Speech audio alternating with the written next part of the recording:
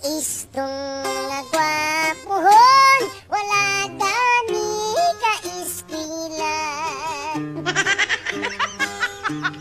Wala siya'y trabaho, wala sa siya'y asawa.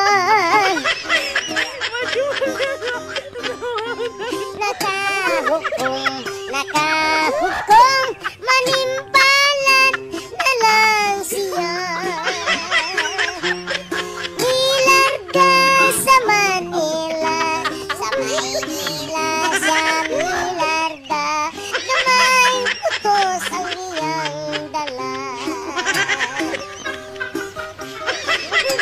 Sa Maynila, iswatir ang Pinoy anak.